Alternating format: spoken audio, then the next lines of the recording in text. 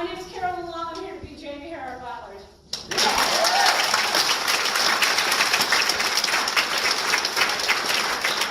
you so much for coming. I just want to start with a brief introduction because there are a lot of new faces here. Hopefully I got to shake most of your hands. I want to tell you who I am and a little bit about why I'm running, why I find town halls to be so important, and then I open it up for you to ask me questions so I can clarify my positions. There's a lot of misleading stuff out there for you also to share your stories. I'm also going to throw in an anecdote because it's somebody I've met or got made acquainted with earlier today. So I grew up in rural communities in the Pacific Northwest. We moved from LA to Rogue River, which is a very small town in the Pacific Northwest. I remember when I was 7 years old, I was asking my dad where all the jungle gyms were. And so he did what dads do, which is he's like, there's a tree going, there's your jungle gym, or here's a creek. But there's a real important time in my life is we lived there from when I was 7 to 12, because I learned the importance of the environment, because you're surrounded by beauty. I also learned how hard it is to live in rural America. A lot of rural communities are struggling, and our family struggled. But my dad was very fortunate near the end of our time there to get a job at a produce stand outside of Rogue River where he learned the produce trade. And then one day when he was going out to the coast, he saw this dilapidated fruit stand and he said to himself, I'm going to make something for myself and my family. And he started his produce stand, John's Fresh Produce. I started working there at age 12 because it was a family-run business and frankly we were cheap labor. I was paid $5 a day. Which when you're 12 sounds like a lot. When you're in graduate school, you realize your dad violated child labor laws. But since you love him, you're not gonna sue him. But it was also a very important time because I learned what it's like to live in a coastal community. And our community was relying on natural resources and fishing industries, and we went through some times that were really hard for Briggs. So we struggled a bit in our small business, but we were able to make it. I learned a trade, as my dad told me, which came in handy, which I'll talk about in a minute. I want to just deviate a minute to let you know that just a few moments ago, I met my old biology teacher, Mr. Gary. The first thing he said, do you remember me? And I was like, no. He said, 30 years ago. So I was like, okay, that's Brookings. And I had to be careful because about 5 years ago, I ran into some fella who did the same thing to me. And I said, I'm sorry, I don't remember you. And he said, we went to prom together. And I was like, no, Cody. And he goes, no, Cody. So it was downhill from there. So I have to be careful when I meet people for the first time. But I just told Mr. Gary that when I went to college, I was a biology major for 2 semesters because it was so difficult. But I was such an arrogant youth that I told the professor this stuff was beneath me. I had a great biology teacher. And he's like, stick with it, it's going to get hard. And I was like, no, I barely got a C. Turned to political science that next semester. So thank you, it's so great to be with you. I just want to remind you, you have 2 outstanding unexcused absences. Does not Make it up whenever you want. Yeah, I'll try to just actually correct it. So my dad taught me a produce trade that actually came in quite handy because when I went to college, I needed to pay for college, and I started working at Safeway, and I was a proud journey member at UFCW Local 555. I started as a courtesy clerk, and within a couple of weeks, I was helping run their produce department. So thanks, Dad. I'll forgive the child labor violations. But I had a family wage job by age 22. I was a journeyman at Safeway, and allowed me to get through college relatively debt-free. And we don't see that happening with a lot of kids going to college this day. Went to graduate school in the East Coast to study political science. I came back every summer because has anybody been in New Jersey in the summer? You know exactly why you come home. And at that time it was just my dad and I, and in addition to the small store, we had a small family farm. So I got to work in the mud again and get reacquainted with my former community. I then started teaching. I've been teaching at Washington State University, Vancouver for 23 years. Go Cougs! I never know. I won't say that. Okay. That usually is good, but sometimes there's some huskies. Very proud for my time at Washington State University, Vancouver. I teach political science, public policy, and my passion the last couple of years has been civility in politics. Yeah, I know. The irony.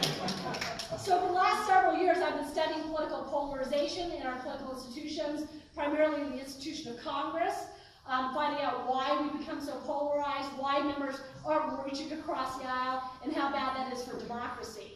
So I've been studying it, but I've also been trying to bring people together at the local level. So 4 years ago, I started something called the Initiative for Public Deliberation, where I train my students to be neutral facilitators, and we host policy forums in communities. And my students don't teach. What they do is they moderate conversations with people who disagree with one another, who are sitting in small groups. And the reason why we do this is if you have somebody who can carefully construct a conversation, even on difficult issues like homelessness, affordable housing, race, opioids, if you have a skilled facilitator, you can have a real productive conversation because you focus on shared values and beliefs, and you focus on listening to what other people have to say and understanding where they come from. So that's been my passion for the last 4 years. I've been recognized for my work within the community in bringing people together and bringing some civility back to politics. So I've had that success. I've had that success at the local level, and I want to bring that to Washington, D.C., because don't we need it? So people ask me why I'm running for Congress. The first thing that I say is that I'm married to a Republican. I have a 13-year-old daughter. I was feeling really lonely, and so I wanted to be new friends. But I actually think my background puts me in a position which makes me well-suited to run for office because I come from a Republican family. I have a Republican husband. This is strange to many people, but the reality is you learn to understand where people are coming from. And you learn that we actually all do share the same goals of what we want America to be like. We just maybe have different ways of getting there. So I like to bring that mentality to Congress. It's one of the reasons why I'm running, and I'm very excited to do so. And we are doing quite good.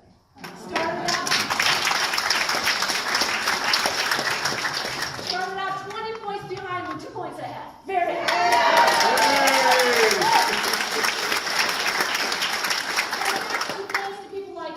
Some of my super volunteers here and meeting some of you for the first time, but the reality is there's such incredible energy in this campaign, not because of me, but because people really want to be energized about changing our democracy, electing the right people in office who want to work towards solutions, who want to elect problem solvers rather than ideologues. So it's because of people who are enthusiastic about this race and others that I think we have a chance of reclaiming our democracy and moving in the right direction.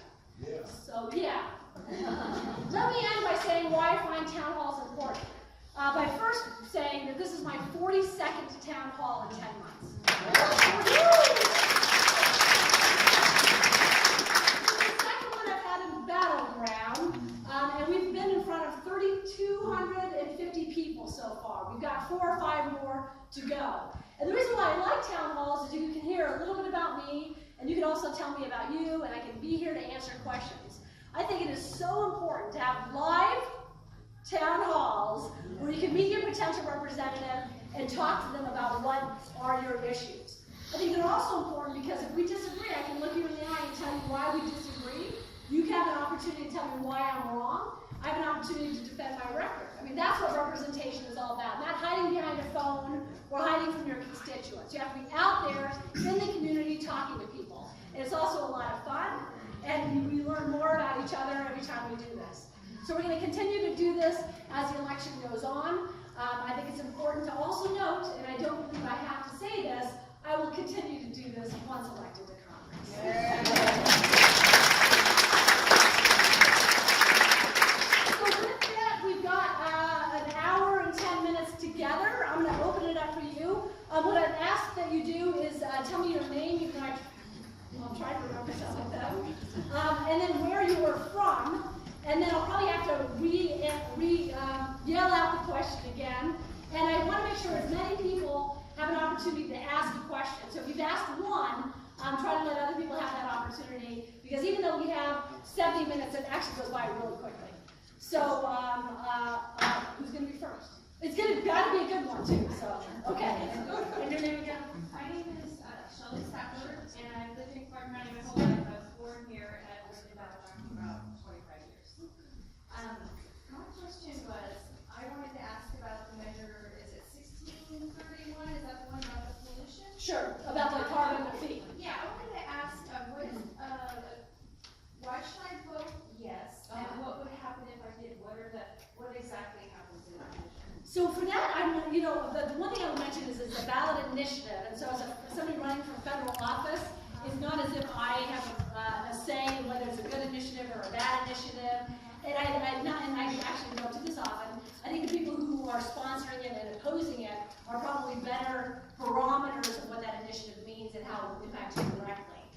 I will say, as somebody who studies initiative and referendum, the one thing that interests me about 1631 is there was an attempt to get a broad coalition of individuals together in order to come up with a measure that would be the best possible measure. We had one a few years ago that was a little bit more draconian, that wasn't successful. But I've also subsequently learned that some of the labor unions which support me were really at the table when the negotiations were taking place. Those are members from the building trades, and so that gives me a little bit of pause. So I would say I'm not the best person to talk about that particular issue. So, Okay. Do you have thoughts on it? You want to share? Well, my thoughts were, it just seems very confusing how the ads are coming out. Yeah. And that the oil companies are saying, vote no, because it's gonna make all the little people pay money, but it's the oil companies that are putting the ads in. Yeah. So, I mean, I know that the vote is the opposite of that. Right. But I'm trying to figure out why, what actually happened, what does it provide, what's actually gonna happen with this Yeah, so- measure, and I don't really get that. Yeah, my understanding is that the fees collected will go towards clean energy projects. But again, I'm not a good person to talk about. I do want to talk about ads, though, if I may. Okay. Because one of the things that you're going to see, including in my race, is you're going to see a lot of advertisements, especially in the last couple of weeks. You've probably already seen a lot of ads. I'm sure you're sick of seeing me. I apologize in advance. But the thing to do when you watch an ad is to find out who sponsors that ad, because that will tell you a lot as to whether or not they have a dog in a certain fight. And I would also look at ads that we as candidates put out, and look at what we put out and see if we're telling the truth. Because my ads have been very truthful, and my response ads, oh, it does work, yay, have been counteracting lies that have been told about me and my positions. So I ask all voters to do your research on the issues. If it seems unclear, to contact the candidates directly so that we can explain what our positions are. But I think we have to be very critical consumers of what we're going to be seeing and hearing and reading in the last 2.5 weeks. And the best way to do that is to see who sponsors it. Yes? Do we only have one? Okay. Hi, my name's Catherine Schneider, and I live in Vancouver, and I've been a resident for 16 years and grew up across the river in Northeast Portland. And my question for you, first of all, I am so thrilled to know more. I want to sign up for your class on politics, and maybe I can have some greater Thanksgiving dinners. Anyhow, my question is, what have you found for areas or topics that you're finding that we need to go across the aisle? Okay. Great question. So Catherine asked about topics that will bring people across the aisle. I hope not to be teaching my class because I'm in Congress, but my good friend Dr. Ellen Rogers has taken over, and I will tell you, before I started my initiative, I spent 4 or 5 Thanksgivings in a different country because of exactly what you're talking about, how difficult it is sometimes to talk about politics. I think there are a large number of issues where there is bipartisan support. I believe in infrastructure investment, that there are many people who believe that this is something that's necessary to help our roads and bridges, but also something that creates jobs. So I think there's bipartisan support for that. I think there's bipartisan support for many immigration measures on family reunification for the political refugee crisis, as well as the DREAM Act. We haven't been talking about it a lot, but there's bipartisan support for criminal justice reform, which hasn't been getting the attention it deserves. And I think there's bipartisan support on the issue of health care. So one of my main issues that I'm running on, as you see from my ads, is how we can fix our broken health care system.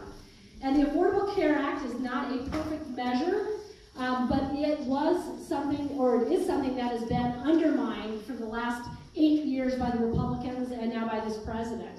But there is bipartisan support in the Senate in order to shore up the ACA, to sort of stop the bleeding, as it were. Patty Murray is leading that, along with Lamar Alexander and Susan Collins. So I think that we can bring that bipartisan spirit to the House to start addressing people's health care needs. And so after we fix the ACA so that it's providing coverage to those 26 million people and you stop the bleeding, I think that we will find bipartisan support for a public option. So a public option is when individuals or organizations can buy insurance directly from government. That'll help bring costs down because you have a new competitor against the private insurance markets. So that, I think, is an opportunity for bipartisan support. I hope there's bipartisan support in saving Social Security and Medicare, but listening to what Mitch McConnell had to say today, I'm a little concerned about that. But there are a number of areas where if we can get away from leadership sort of harsh rhetoric and everybody go to the party line, we can get something done. Catherine, you had a follow-up. Yes, and my follow-up is I work in healthcare. I'm an operating room nurse and a 3-time survivor of ovarian cancer. And while I'm not asking for the Hail Mary, I do would like to have some reassurances that I don't have to deal with the chaos of what it is right now to deal with healthcare being in the age group that I am. So thank you very much for your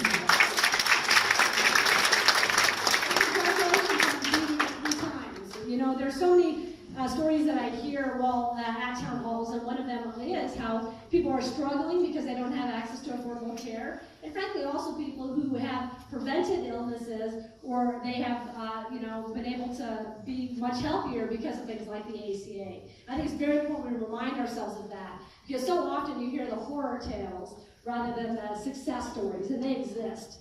And there are many families who struggle with health care. The Trump administration's unwillingness to defend the Affordable Care Act in court means that people with pre-existing conditions may lose access to their care. How many people here have a pre-existing condition? Look at it, because something like 1 in 3 Americans have one, or they have something that they know. So thank you very much.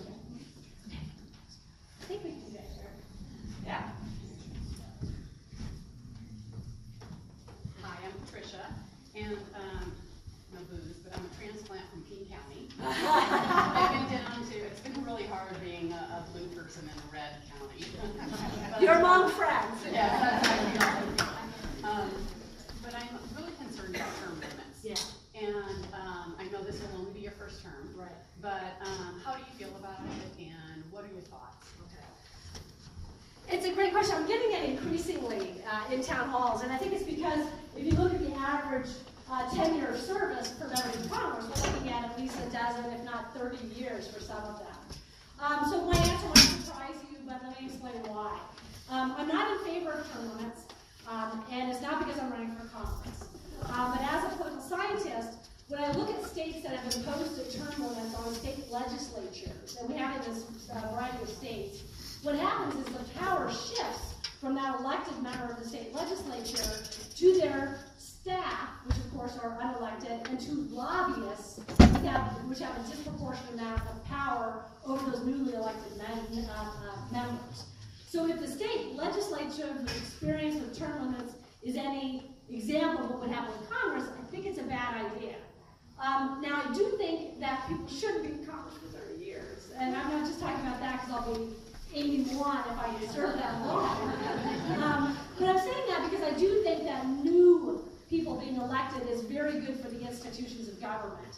And in fact, I'm so happy that in this particular electoral cycle, people like me never thought I would run for office. Pediatricians, scientists, engineers are running for office for the first time.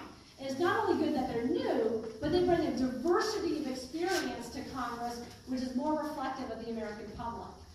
We do have term limits. They're called elections.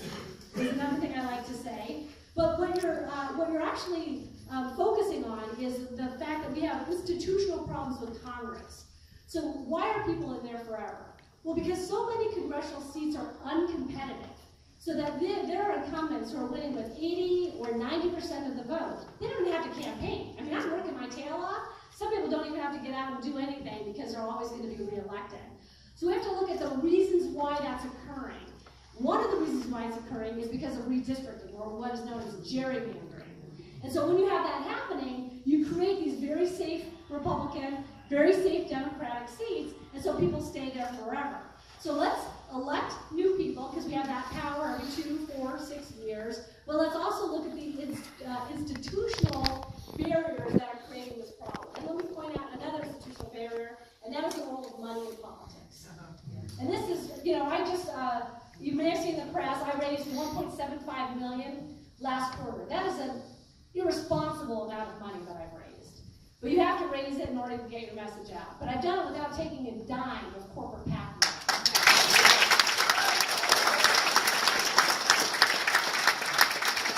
You're beholden to the corporate PACs, you're not beholden to the people in your representative district. So our representatives to account for, but also work at ways to decrease the role of money in politics, because that also plays a role in this incumbency advantage. I can't tell you how many people I've reached out to who say that they always just back the incumbent because that means they have access to the member of Congress. You shouldn't have to give campaign donations to have access to a member of Congress. So let's work on the institutional issues as well. Great question. You talked about the Affordable Care Act. What is your position on universal health care? Health care for all? Yeah. So I've been told I'm for it by my opponent, and I think I've explained my health care position in 42 town halls and media interviews. I think that it is regrettable that we are the only industrialized democracy that doesn't have some form of universal care.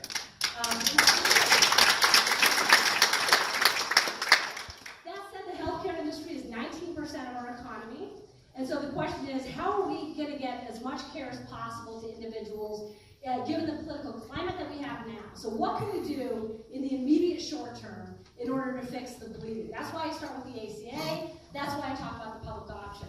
I think after we have both of those, this is what the healthcare will look like. We'll have Medicare, we'll have Medicaid, we'll have the ACA, we'll have the public option, and then we'll have private insurance. It's at that point that I think we have to step back and look at the landscape to see if people are covered and if they're happy with their coverage. One of the things that I think people need to remember about private insurance is that 20 to 25% of Americans are happy with their private insurance. So to fundamentally change, to go for some sort of Medicare for all, or I think you said single payer, is going to radically change coverage and also radically change Medicare. So I'd rather use the incremental approach. It's more pragmatic. It protects people sooner. Then we take a step back and look at the landscape and see what other things have to be done. I think allowing me to clarify my position, because people disagree with me. I think mine is the better policy solution at this time. So hopefully I was able to answer that to your satisfaction. I'm going to come over here because I didn't see any hands. Or if not, I'm just going to go back here. Yes. I think you're going to have to yell this one. We can yell. Okay. Go ahead, Jerry. Yeah, it ain't happening. What do you think about? I'm Jerry Dunn, a Battleground resident for over 20 years. I'd like you to expand on the need for campaign finance reform. I personally think it's at the root of the problems we're having right now. And I'd like to hear you speak to that. Yes, Jerry? Right. So Jerry asked about campaign finance reform. Jerry, I agree with you 100%. The fact that I had to, as I said, raise an irresponsible amount of money just so that I could get my message out to voters is a problem, because you shouldn't be doing that. You should be meeting voters. You should be working on policy rather than raising money. So what are we going to do about campaign finance reform? Now, first of all, we all know that dark money is a problem. That's where you have people from the outside who are investing millions of dollars, usually in negative attack ads against candidates, and they oftentimes don't say they're sponsored by the Koch brothers. They have fun names like, is it American for Prosperity? I think it's American for Prosperity, and that sounds great. But what it is a couple of billionaires who are pouring millions of dollars into our elections and changing the outcome of those elections. So the Supreme Court said that that's constitutional, that Citizens United decision. As somebody who teaches constitutional law, I knew it was coming, but it means that the only way to change it is a constitutional amendment, and that is really difficult to do. So what do we do in the meantime? The first thing that we do is we elect people to Congress and to state legislative races and to city councils and county councils who don't take corporate money. That's the first thing that we do. That's something that we control. But what do we do as legislators? I think it's very important that we pass campaign finance reform that increases transparency as to who's giving money to whom and how those people are voting. Because if people knew that a member of Congress or a potential member of Congress is taking a whole lot of money from a special interest, and then they were voting on behalf of that special interest, I think they're going to look at that a little bit differently. So let me give you an example. My opponent has taken $56,000 from big pharmaceutical companies. And then she voted for the Republican tax bill, which gave them a $52 billion tax break. Yes. You tell me, does that donation have an effect on somebody who's voting? I think it does. So if we can highlight where people are giving the money and how they're voting, I think people will then be able to make informed choices on who to vote for. And they're starting to see websites crop up, which will say, these are the people who get money from Big Pharma. These are the people who get money from the insurance companies. These are the people who get money from the gun lobby. So I think that increase in transparency will make it easier for people to connect the dots. We also have to be better with the FEC about how we report our money, so that you all know who gives and where they're coming from and how much they're giving. It's difficult to navigate that. Then there are a host of smaller things that we can do. For instance, we can pass a law which restricts lobbyists from giving money to candidates, or increasing the transparency of those who give and how those candidates act. So a lot of the campaign finance reform is around the issue of sunlight. Sunlight being the best disinfectant. It's why I'm so happy to say that in my last filing, even though it was an unnecessary amount, no, it's a necessary but irresponsible amount of money, it was from 70,000 donors. Because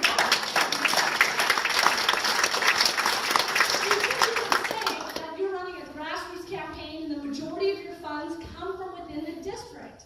I'm going to get this wrong, but something like 78% of my money comes from the state of Washington. You should know that, because if money is coming from out of state, out of district, that should give you pause, because that means somebody is playing in your yard in terms of who is elected to Congress, and that's absolutely wrong. So I'd start there, Jerry. Thank you. Hi,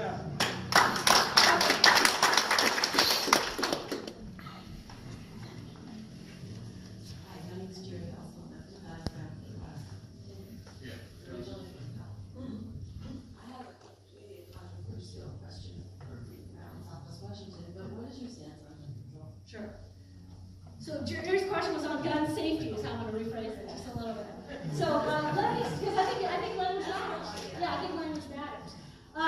So the first thing I would say is that it has been a shame that over the last several years, the Centers for Disease Control has been unable to study gun violence. Yes. Congress passed a law saying you can't study gun violence. It's ridiculous. Congress finally got rid of that law, but didn't fund the CDC to study gun violence. Why do I start there? I start there because I think science, Mr. Gary, you gotta be proud. I'm so proud of you. I think that science should guide public policy, and social science should guide public policy. And you can only get to that if you're able to study gun violence. So I would start there, and we are now seeing a lot of states that are in support of certain gun safety measures where we can see if it makes a difference. I would say, and this is actually in response to maybe it was something Catherine said, there's actually bipartisan support for a lot of gun safety measures. Universal background checks, making sure there's funding for background checks, closing the gun show loophole. All of those things have bipartisan support. It's not making it to Congress because the National Rifle Association, who funds my opponent, has an inordinate amount of influence in that area.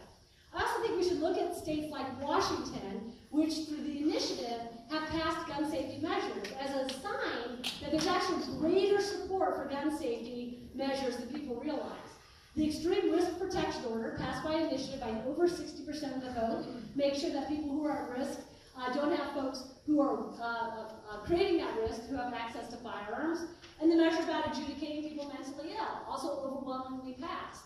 So we need at the federal level to start looking for common sense gun safety measures. And I prefer that it happen at the federal level, because if it happens just at the state level, guns cross state lines. And so that's problematic in terms of comprehensive reform. But definitely let's study it, because if we don't have that data, we're not going to make good policy. And so let's hope that in this new Congress we can provide that funding.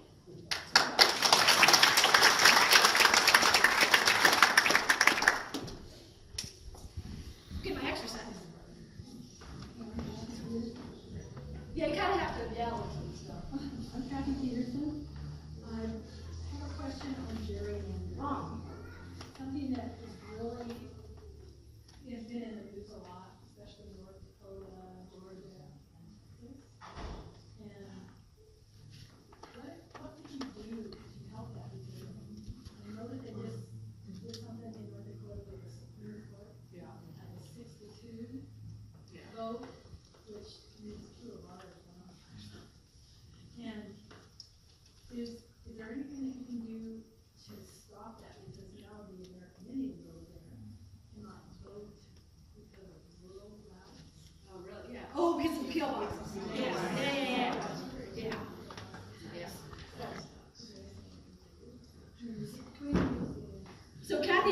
gerrymandering and what we can do about it. I love political science questions. I'm sort of a little geeky that way. The best thing that you can do is hire the right people for state legislature. So the state legislature is in charge of redistricting. States differ in how they approach redistricting.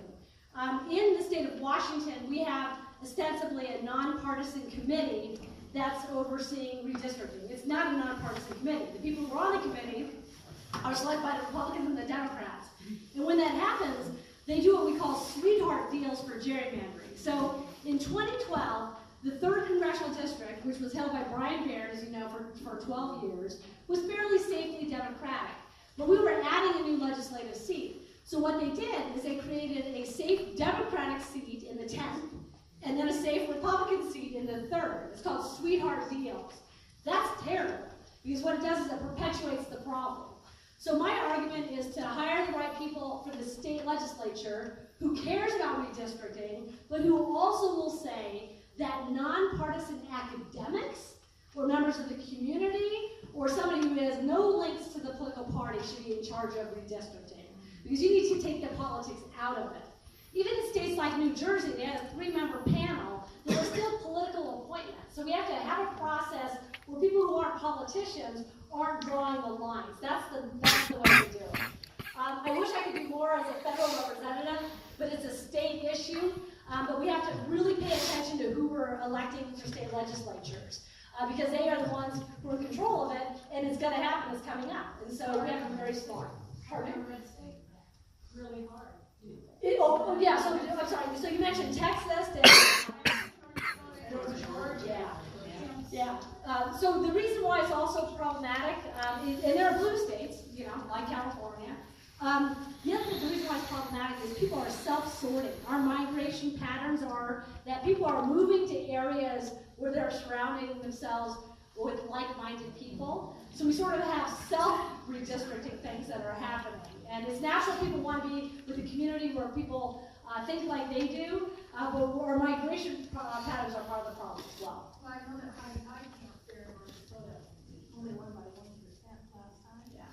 The whole thing is American Indians will vote for her and all her own. Yeah, and I have to check out that court decision because somebody just told me about it.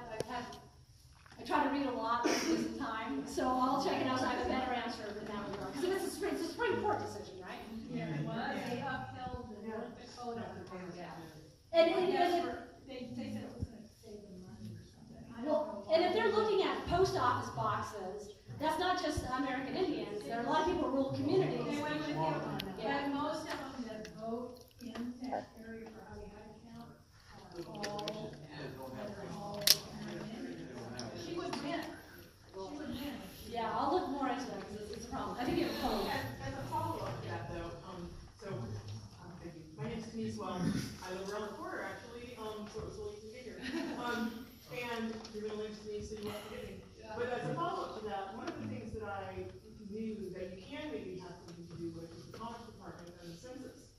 Oh, yeah. The census is adding questions to the census about LGBT status, et cetera, that will make census data questionable in my mind, which is what drives the districting that happens after the census. And so then that whole thing snowballs into people aren't counted, and then they're not counted, and then they can't vote, and then they're disenfranchised through a process that is federal.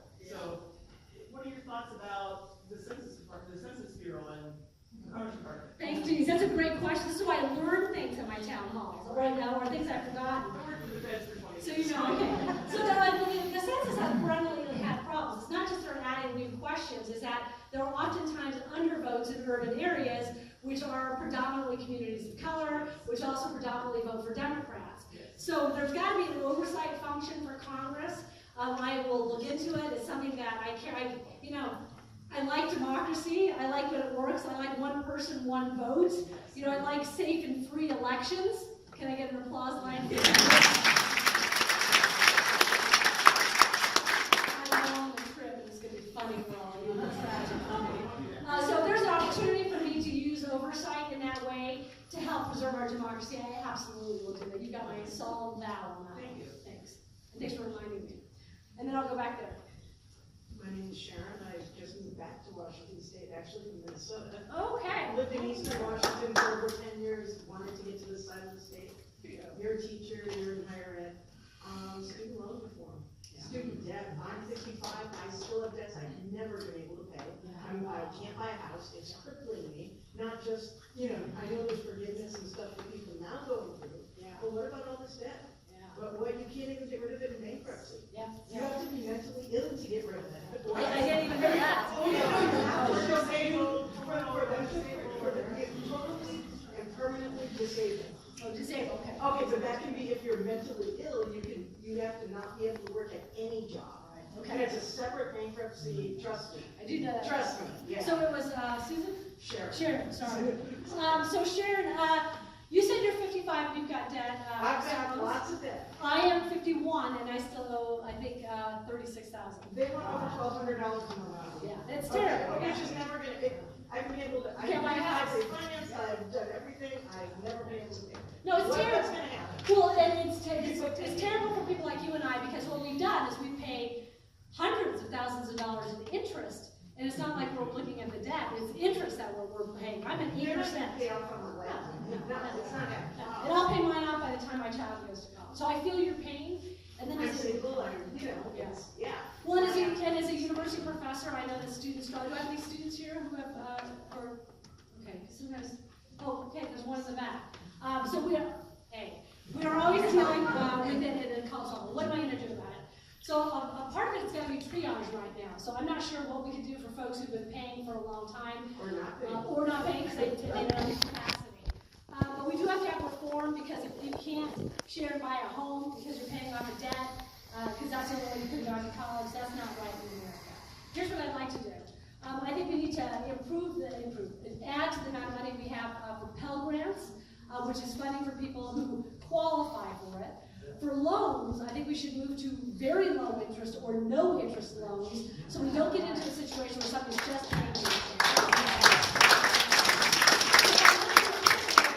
That's most of what you're paying is the interest.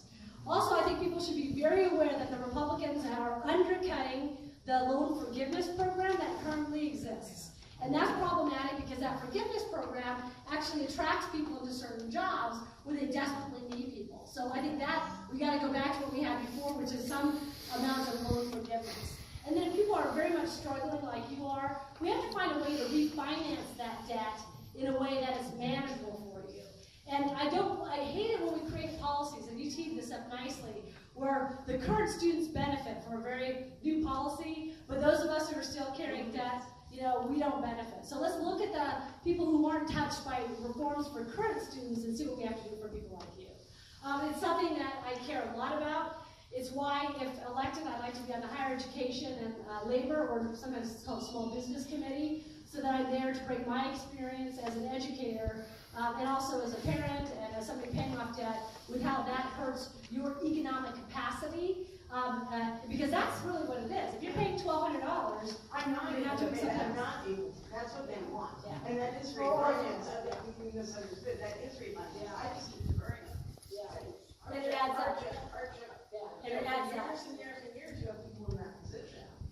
Yeah, and so let me just change what I'm saying, Sharon. If you could pay, Oh, yeah. it would also be it'd be money that doesn't go to buying an automobile, buying goods, which is the engines of our economy.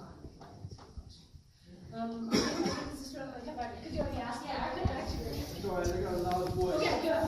Go off, go battleground, and I have to be able to answer my lunch buddies how that you are an interloper, that you come, you get a heart attack. Interloper, yes. Yeah. Yeah.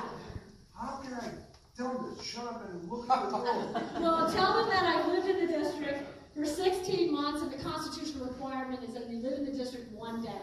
But that's not going to be satisfactory to people. This is what I tell people. I have worked in this community for 23 years. Yes. 23 years. I've got thousands of students, not a couple hundred, not a couple classes, thousands of students. Any town hall I go to, I see somebody who I taught with. I was at the Skamania County Democrats dinner a couple nights ago. I ran into Marilyn Breckel. I taught her 18 years ago. So I have roots in this community. I would say that. I would also say that the fact of the matter is that I have seen more constituents in the 10 months I've been running for this office than Jamie Rivera Butler has her entire legislative career.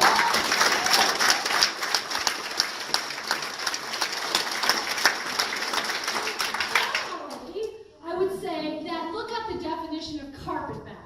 It's somebody who doesn't have roots in the community. I have deep roots in this community. I've been awarded for my community work, and that's the answer to that question. So, and then finally, I just sound like fun. I would say, why are you focusing on residency, which isn't an issue? Let's focus on her policies. Let's focus on what she's going to do for Southwest Washington. It's a distraction. It's only got legs for people who aren't going to vote for me anyway. So I'm afraid your lunch buddies should come and see me and give me an answer.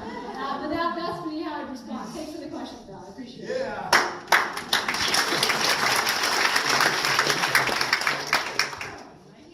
Carolyn.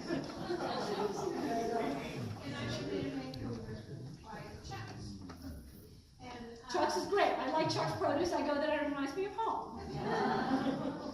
I was wondering, when you're elected to Congress, how do you handle your private life? How do you, your daughter and your husband are here in Washington, D.C.? Yes, yeah. Well, it's funny. I tell my husband and child, who live with me, by the way, that's yet another lie that talks about. I don't know who that strange man is or that child in my house if it wasn't for that.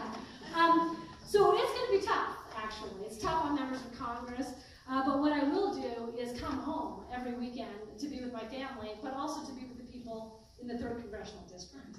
So the reality is when you're elected to office, the way the legislative calendar is structured, they want you to be in D.C. working on policy, hopefully collaboratively, right, Catherine? And then they give you time to get back to your district so that you can be in touch with people through town halls, meeting with people, meeting with groups like fishermen or loggers. So they know what they're in for. But they also know how important I find that this election is and how important it is for us to save our democracy, so they're very supportive. I also have a 13-year-old daughter who's amazing, who told me, to my delight and horror, that she's going to primary me in 12 years when she's 25. And it was my horror because she could beat me. She's amazing. We were in Ocean Park doing a town hall. She worked that room better than me. And then she was calling somebody back in D.C. and she asked him for a campaign donation for her election in 12 years. So I'm a little fearful, but I'm going to be her mentor. And then at the end, I'm going to try to dissuade her because I don't want her to take my job. So it's hard, but listen, I've been married for 23 years. I've got the most perfect child in the world. And what binds us together as a family is, you know, we want what's best for this country. We want to be supportive of each other. We want to be supportive of people who are in need, and that's why we decided as a family to ask everyone.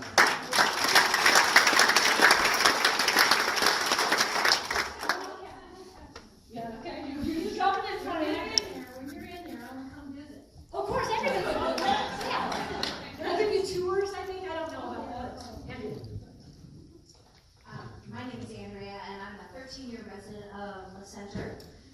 My question is less policy-driven and more philosophical. So,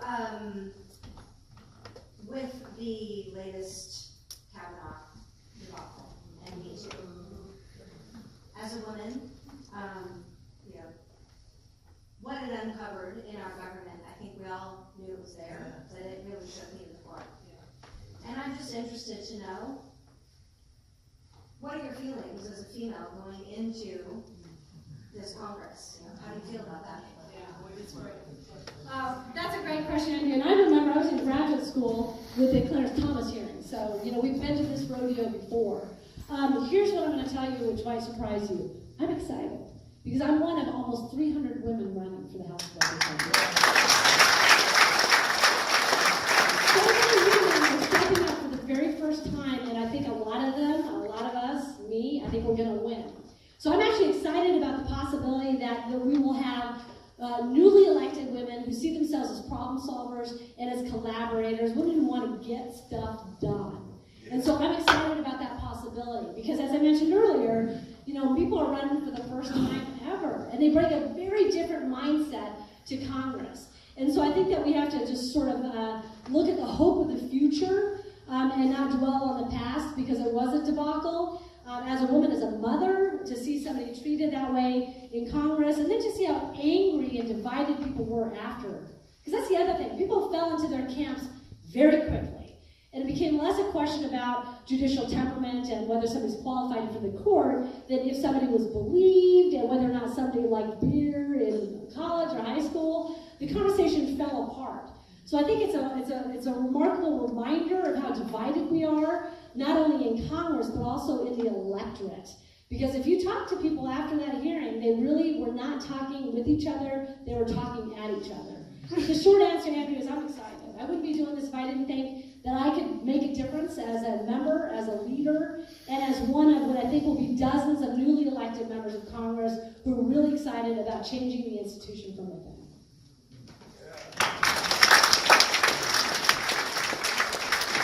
We're going back that far, so we can meet me halfway. Look at, meet me halfway.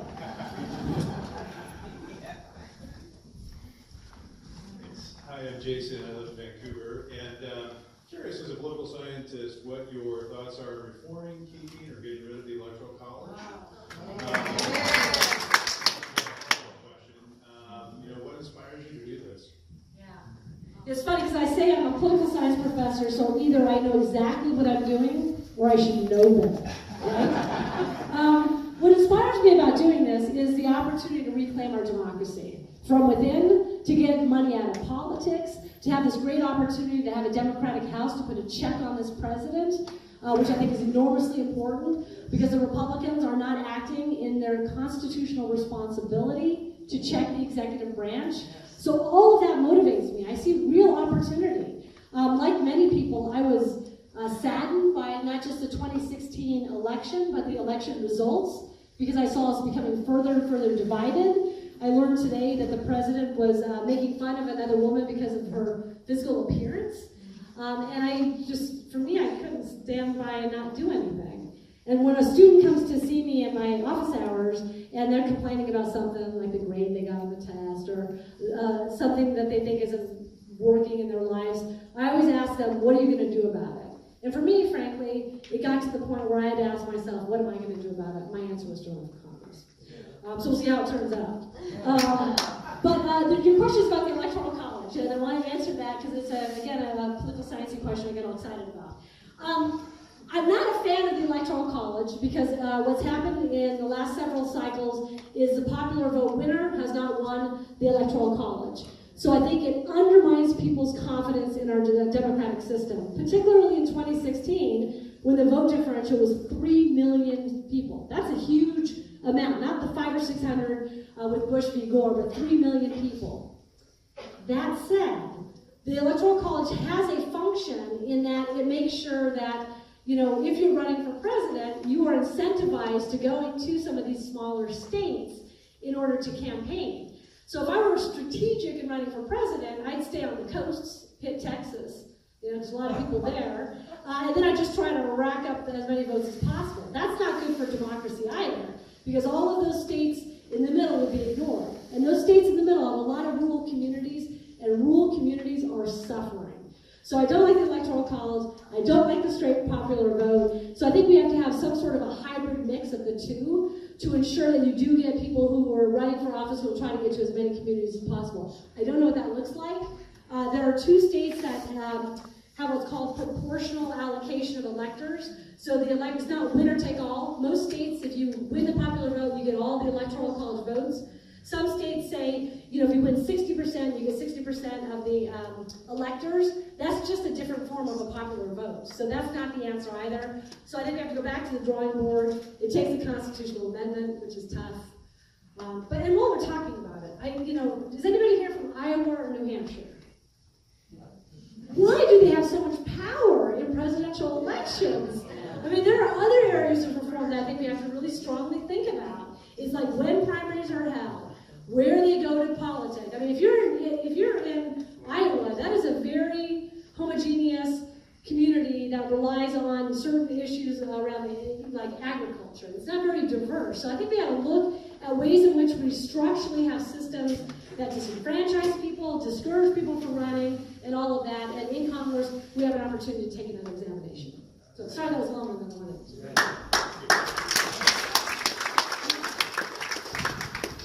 That's right. Thanks, Carolyn. 38 years in Clark County, 18 in Battleground.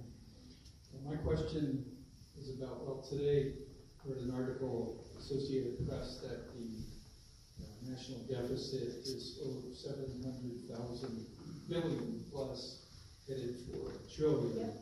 And that the tax cuts that were implemented by the Trump administration have not helped with all those projections that the improved economy, low unemployment would dent the deficit. So I wanted to ask you, with the Democratic controlled, hopefully, House, what are your ideas about what might be done to influence the deficit? That's not an immediate concern I hear a lot in the political world, but it's critical for the grandkids and the future. So I'm curious.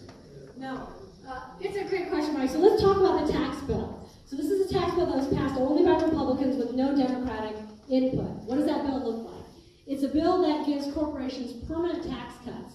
Corporations that have been doing well in this economy over the last several decades. It also is a tax bill where 82% of the benefits go to the uber wealthy, millionaires and billionaires and corporations. Now, I think they've been doing pretty well in this economy. I'm not so sure why they need a tax cut, particularly if those corporations are not reinvesting those savings into creating more jobs or paying family wage jobs. So I think we have to take a look at how that money is being spent by corporations and reconsider whether or not they need a tax cut. What I know about economics is that trickle-down economics has never worked historically. I don't know why it's going to work now. History should be our guide for tax policy as well as a number of other things.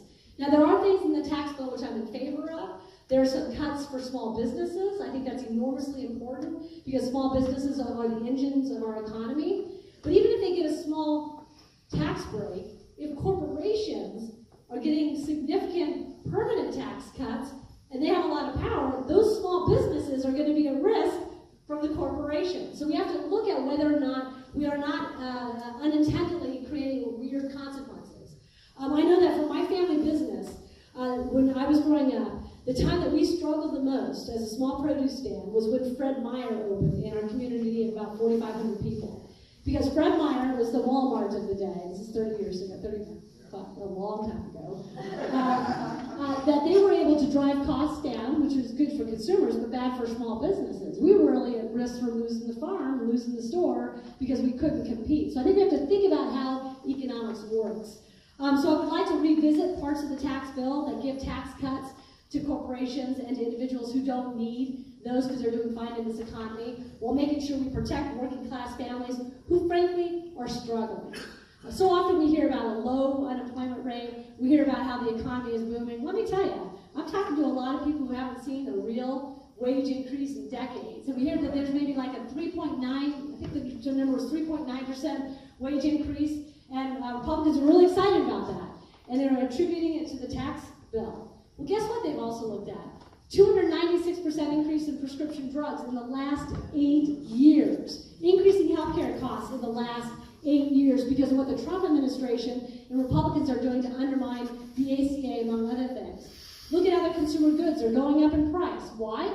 Because the president is in this trade war. And look at us, the most trade-dependent state of the union, and how it's affecting our bottom line, as well as certain businesses in agriculture. So we hear things are going well. I don't see it happening. Let's make sure our tax plan helps the people who it intends to help. And let me just go back to your premise, which is, and let's all remember this, we are borrowing from future generations. Future generations, because that's what happens when you have deficits and debt, to give tax cuts to people who are thriving in this economy. Do you know who doesn't like that? Tennyson Long, future representative for the 3rd Congressional District. Because she's going to wonder why she's paying for tax cuts to people who don't need it. We have to remind ourselves that it is fiscally irresponsible to do what we're doing in terms of tax policy. The Republicans, they say they're fiscally responsible, their tax policy doesn't reflect that. How do we go from here? What I liked is what happened in 1986, when Tip O'Neill sat down with Ronald Reagan and they hammered out a tax bill that had bipartisan support that really did help the economy. Was it perfect? Absolutely not. But when you have that collaboration, you avoid what's happening here, which is that donor classes benefit and all the rest of us suffer.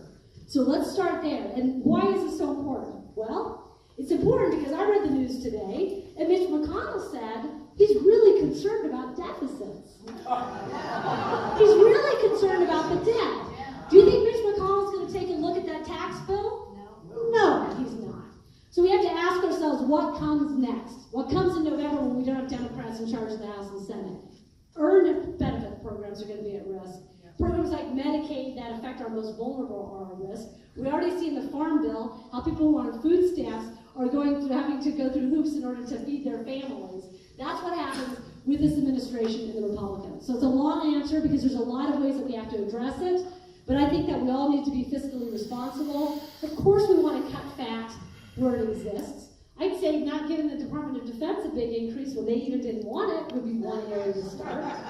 So there are many answers to it, but it's certainly something we have to work on cooperatively. The problem right now is we're not working on it cooperatively, and we are disproportionately advantaging people who don't need the assistance. Let's do things for working class families. Let's do things for people in your community that are struggling, and let's do that through tax policy in a fiscally responsible way. Great question.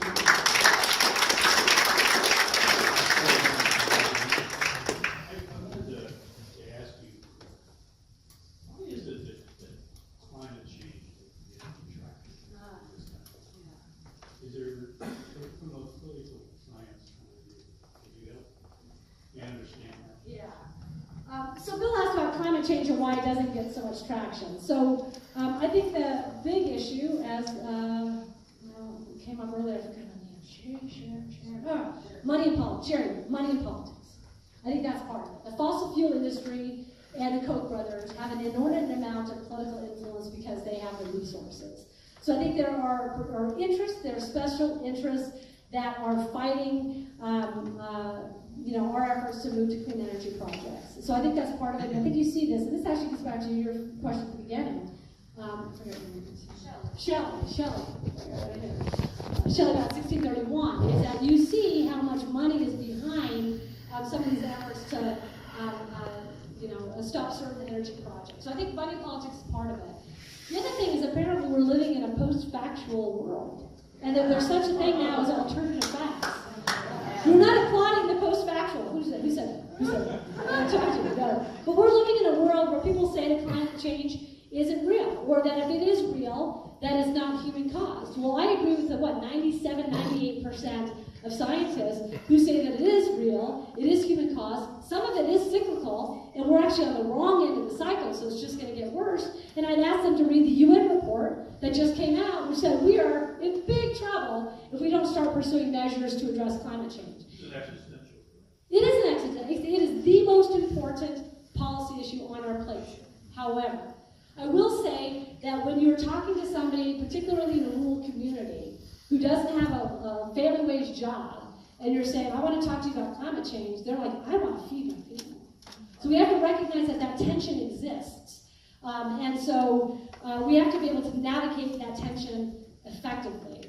But there are powers out there that want us to pit the environment against working class jobs, union jobs, and they like that tension because they're trying to exploit the politics of it without what I would say, which is you can have protection for the environment and you can have working class jobs that focus on clean energy. They're not mutually exclusive. But I think that more people are paying attention to it. We need to elect people who know that the science is real and is governed by science rather than politics. And we also have to get rid of money in politics. So there are a couple of things. And let me tell you something, which so there's 17, I met you earlier. What was your name? Hannah. So this is how we save our climate. Talk to Hannah.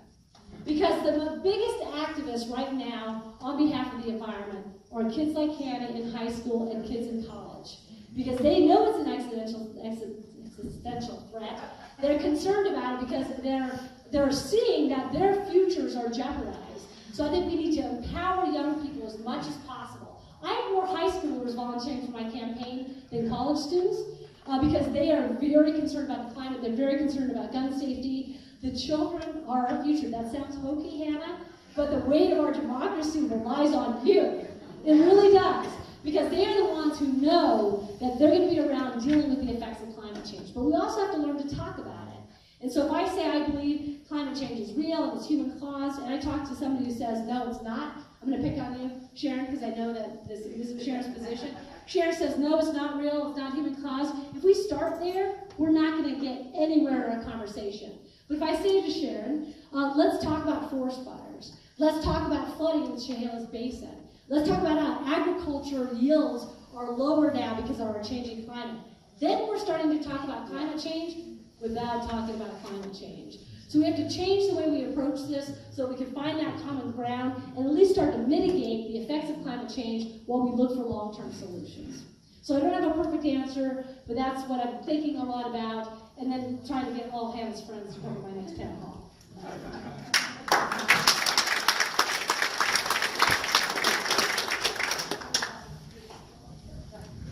Hi, my name is Andrew. I'm also a King County transplant, but I've been in Battleground for a few years. Why are people apologetic? You and Patricia are going to have to have a support group? I get to vote in an election that matters this time. So Yeah.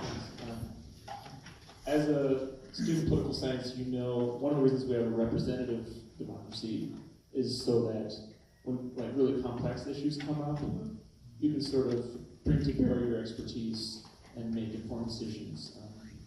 But sometimes that can be at odds with your constituency. I wonder if you can comment on that, how you would address these sort of tough, complex issues that can't be sort of explained in a soundbite in this sort of post-factual world. That's a great question, Andrew. It really is, because we have two roles. We are a representative of the people, but we have sometimes a trustee role where we would tell our constituents, trust me that this is the best policy for the 3rd Congressional District, and those are oftentimes in tension. My first obligation always will be to represent Southwest Washingtonians. It really is. That's why you hire a representative. But as you suggest, there will be at times where I think the policy answer may be at odds with my constituency. It's inevitable. It happens to every member of Congress. What I'll do is I'll represent first and sometimes take the hard votes because it's the right thing to do for the district, for the state, for our democracy. And it's going to be hard, and I'll be pilloried for it, and they'll run the attack ads. But what I will do is I will come into settings like this. I'll look you in the eye, and I'll tell you why I cast that vote. And you can tell me why I'm wrong. And I'll tell you why I did it. And we may not come to an agreement, but I'm always going to be there to explain myself. Because it's when you remove yourself from the people, you don't give them that opportunity to interact with you. And I don't have all the answers. I'm not an expert in all this stuff, so I'm going to be relying on other people, as well as relying on people in my district to tell me how they feel about issues. So that will always guide my decision making. But I'll always be present, accountable, and committed to explaining myself. Because that's what a representative does, that's what I vow to do. The reality is this. There's only one person who agrees with me 100% of the time. And I voted for her in August, right? So we know that we're not always going to agree. But if I'm always going to put myself out there before you, talk to you, gather your feedback, then I think I will have done the best that I can in order to inform my decisions to do the right thing. Great question.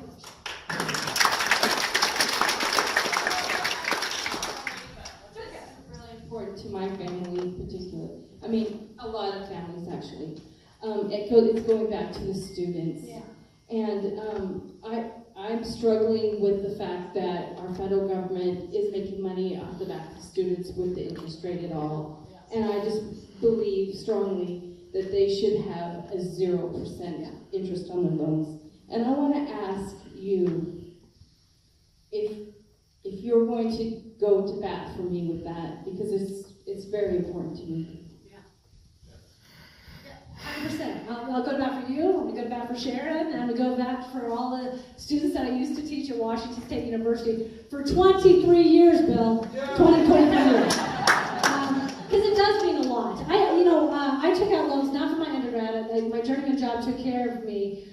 to graduate school as an out-of-state person. I took out 60, for I think 3.5 years, took out over $60,000 in loans. I shouldn't be paying it back, and I shouldn't be paying it back at 8% interest.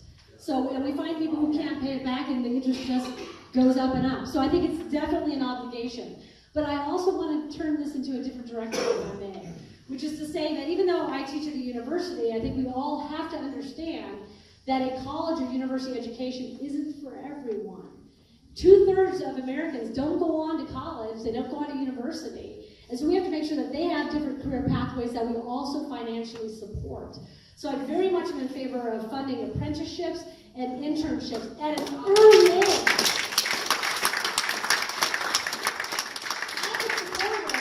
Randall, I call him Russell, it's an inside joke, I'll tell him it later, who makes more money as a pipe fitter than I ever did as a professor of political science. We have to do that. And I also strongly encourage apprenticeship training through unions, because you earn while you learn, and some of those apprenticeships, you earn college credit. So we have to look at those pathways to success, make sure that we are funding them with federal dollars, and then also making sure we are incentivizing businesses to take on an apprentice, to take on an intern, because it's not easy. It's not easy to have an intern or an apprentice. You have to train them. So we have to make sure we want businesses to get attracted to that type of a work pool so that they then have the training that they can have a family's job. So I just want you to know I'm equally committed to those other pathways for success. Yeah, I totally Okay, understand what good. you're saying. I'm really on the same page with you with that, because I can see that there's a big gap in the steering of students through the high schools into those areas that It is. So you know, I went, and I don't remember, Mr. Geary's going to have to tell me, but I know that for my class, I think 7 of us went on to college. Maybe people went on later. It was a class of, I think, 83 or 88. I have to double check that. So we weren't a lot. There weren't a lot. It was a, you know, it's a small rural community. But what I do know that in recent years, high schools really champion their kids that go off to college. You see the flags at WSU and UW, you know, because they're proud and they should be. If you're able as an educator to get somebody excited about pursuing higher education, that's fantastic. But let's put a laborer's flag there. Let's put IBEW for the electricians. IBEW, okay, great. Hey, good. Yes, lucky guess. Let's put those flags up as well so that we tell kids that these other pathways are just as good. You know, and they will give you good jobs, and we have health care, you have a pension, that we do that. And we don't do that enough, and I think schools are coming back to embracing that, and I think we have to encourage it as much as possible. Because, you know, I had a member of my team who told me, and he grew up in a rural community, that he was told as a high school student that if you didn't go to college, you were a loser, essentially. Why are we messaging that to our kids? We can't message that to our kids. Because that's sort of letting them know from the beginning that if they don't want to or they don't have the means to go, that they're not successful in our society. That should not happen in the United States.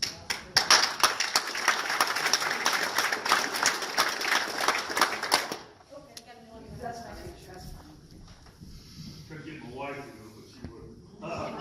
Wait, Jim, I was looking you up on the internet last night, and I typed your name in, your opponent comes up. So I was trying to figure why, how, I couldn't get rid of it, so.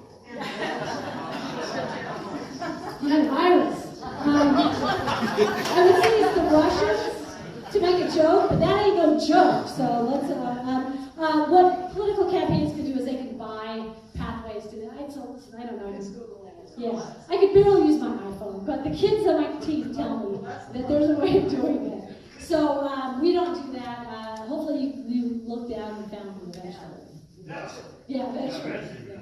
Well, that's your name, and it goes right to. Back to hers. Yeah, I don't do that. Maybe I should. I'm just No, trying to. I thought she did it to you. Well, yeah, so Google Analytics. Yeah, it's Google. Yeah. Just go to electlaw.com and you come directly to me. How's that? Okay, so we are at the 10-minute mark, so I want to make sure I have a few minutes to tie things up at the end, and then a few more questions. Carolyn, I want to know, when you go to these town hall meetings, what is the #1 concern that you hear from people? That's great. So the question was, what is the #1 concern? It's healthcare. It's the fact that Republicans have been talking about repealing and replacing for 8 years that they haven't come up with a solution. The solution they came up with was draconian, and the fact that they are consistently undermining the Affordable Care Act. That's number one. Closely tied to that is the increasing cost of prescription drugs. 286% in the last 8 years. My opponent has taken $56,000 from Big Pharma, voted for a $52 billion tax cut. What does that say? The third thing that I hear about is concern about earned benefits. And I think we got a little bit of a sign today from the leader of the Senate when we are looking at needing, we have to protect Social Security and Medicare. For Social Security, half of our seniors rely on that as their sole source of income. And that's not enough to cover prescription drugs, food, housing. So my concern reflects the fact that our earned benefit programs are probably at risk of being cut. So I hear that quite a bit. I hear a tremendous concern about the debt. It is because people are understanding now that the tax bill, which disproportionately helps people who already have wealth, is leading to the deficit and then the overall debt, which is going to have a terrible effect on our economy. So those are some of the others. And then I'm hearing increasingly about education, not just higher education, but also K-12. And the fact that Betsy DeVos is in charge of the Department of Education. And under her leadership, we're doing these changes to some of the federal monies that go to college students, as well as some of the directions she's taking us in terms of charter schools. So I'm hearing about that increasingly. And so my positions are, I think, the better ones on all those issues, which I hope we've heard a little bit about that tonight. Yeah.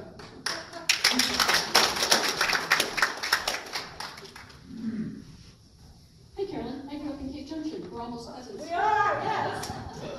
The something caves. I remember the caves. Yes. Marble Falls of Oregon. Oh yeah. Something for your second term to think is I've been taking my mom to the VA in Portland 2 or 3 times a week for chemo and all that. And can you start reworking the VA problem? When you're in chemo, you're there with strangers in a room for hours.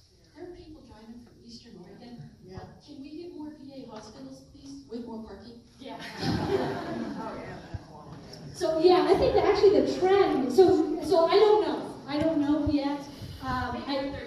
Maybe my third term. I will tell you that veterans are very important to me for a couple reasons. One, I have a disabled vet on my team, so I know firsthand some of the challenges that our veterans face in terms of access to care. I know that it's a concern of mine because this administration is trying to privatize the VA, which I think is a serious problem.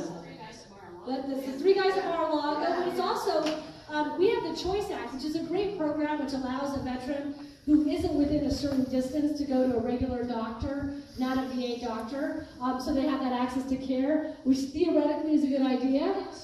Well, but also like charter schools, it's sort of sucking resources away from the VA, so it's an indirect attempt to try to privatize the VA. So I think we have to be ever vigilant. I will tell you what I have been thinking quite a bit about. Well, then one last thing is I've been concerned for a long time, because I see this in the classroom and then my own circle of friends, about veterans who are afraid to ask for the help that they need. And this is the biggest barrier. And they come at it from the philosophy that they don't want to take the space of somebody who might need services more. And so many of our veterans are suffering. So I do want to make sure that access to vet services is improved. What I have been thinking about my first term in Congress is making sure I have a representative of the Carolyn Long administration at a VA hospital or at a central place where VA's veterans go, so that we make that important. So you'll do it, okay? All right. I can't. So I hear what you're saying, and I think that the VA got some grief when we had so many of our men and women come back from Iraq and Afghanistan, and the system was absolutely overwhelmed, and that became an argument as how the VA is broken. But let's not forget that the Veterans Administration and the hospitals provide specialized care. If you look at brain injuries, PTSD, you want folks who see it all the time to be able to take care of our servicemen and women. You want somebody who's dealt with Agent Orange to deal with the Vietnam vets' health concerns. So I think we have to be ever vigilant in protecting the men and women who serve our country and do everything possible for them. So I'm not sure if it's about more VA hospitals at this point, but I tell you it is a very important issue for me, and one I'll fight for veterans. So we have time for one more question, and then we get somebody who has an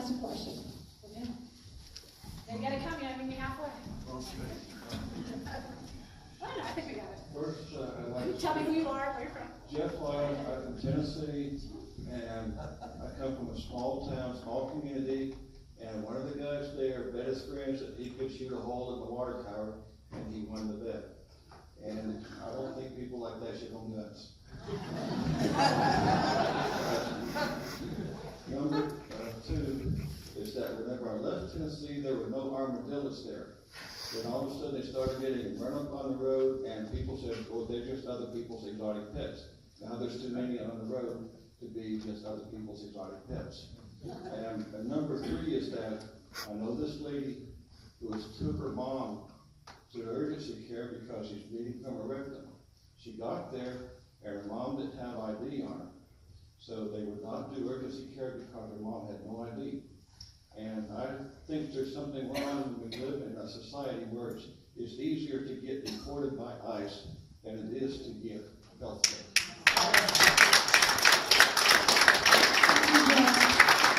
I agree with you 100%. You know, our system, our healthcare system is broken. Our first responsibility should be to protect the people who serve our country, the people who are injured and hurting, who need quality care. And I think that the measure of us as a society should be governed by how we treat those people who are most vulnerable in our communities. And let's get back to that time, rather than what we have now, when you've got bullies in the White House, you've got Republican Party complicit in that bullying, and we are so full of discontent and hate rather than working in a cooperative fashion. So let me end on this. You know, I've got sharp positions against my opponent. I've been very clear about that. But they're positions on policy. It's where I think policies are wrong. It's the fact that I don't think you should take corporate dollars because I think it affects your vote. It's the fact that I think that you shouldn't vote to repeal the Affordable Care Act for 40 times and not come up with a solution. The fact that you have done things in terms of tax policy where you are not actually providing the economic boost that you say you are, rather you're giving corporate breaks to those who don't need it. So I think that my philosophy in running for an election is to draw a contrast on policy and for you, the voters, to decide who has the better policy. What I don't stand for, and what I don't like either before I started running and now that I am running, is the perpetuation of lies that we see in campaigns. It is disheartening, it's saddening, and for many people, or for many of the outside interests that fund these, including candidates, I think it is a deliberate a deliberate intention in having you lose faith in your democracy. Because when you see those ads, you're going to be like, why should I vote for any of these fools? Why should I even vote at all? Because of the corrupting evidence of money in politics, the fact that my vote doesn't count. I think that is a concerted effort, and we see it happening in our democracy. So while I have sharp differences with my opponent, while I have sharp differences as a Democrat with some of the activities of the Republican Party, I've always focused on policy, not the personal. And I will bring a bipartisan approach to Congress because I've walked the walk, I've done it locally. I know that I can do it within the halls of Congress. So I'm going to ask you, when you cast your vote, to think about this. Who do you trust more? Who do you trust more to protect your health care? Who do you trust more to get us comprehensive tax reform that helps the people who need it? Who do you trust more to protect your earned benefits that you paid into all of your life? And who do you trust more to protect the people in our society that is most vulnerable? And also to remember that facts matter and integrity matters. And if somebody is telling you a lie in an ad, or they're misrepresenting your position to a friend, that's when you have to ask yourself, who do I trust more? And the reason why I end on that is because I know the person you're going to trust is Carolyn Long, and that's why.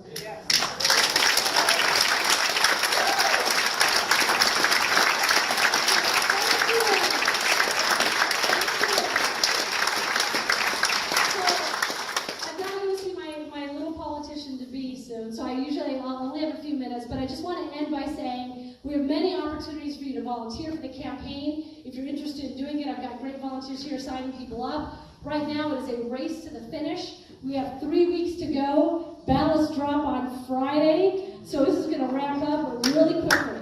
I also want you to eat your Wheaties and also be prepared for, again, a little bit uglier than it should be, but don't lose faith in our democracy. Think about Hannah and how she's going to save this place as well. So have a good one.